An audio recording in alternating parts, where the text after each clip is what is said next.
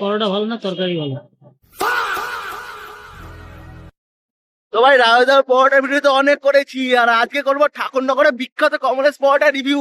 দেখাচ্ছি তোমাদেরকে ঠাকুরনগরের বিখ্যাত কমলেশ পরোটা। ভাই এই সেই বিখ্যাত কমলেশ পরোটা, এখানে খালি ভিড়টা দেখো গাইস, তোমরা ভিড়টা দেখো। আর পরোটা এখন হচ্ছে স্টকে নেই, সব দাঁড়িয়ে আছে, মানে পরোটা খেয়ে এখানকার লোকে সব বাড়ি যাবে। এই হচ্ছে ঠাকুরনগর রেলওয়ে স্টেশন।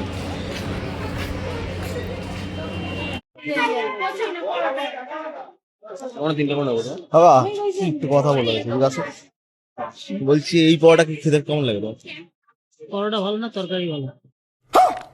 পরোটা ভালো না তরকারি ভালো লাগে? এই জন্যই খাওয়া, এই তরকারির জন্য। তরকারির জন্য খাওয়া, মানে মোস্ট তরকারি ভালো বানায়। তরকারি হেভি, তরকারি নাম আছে বলে তাই। পরোটা ভালো শেখেও না।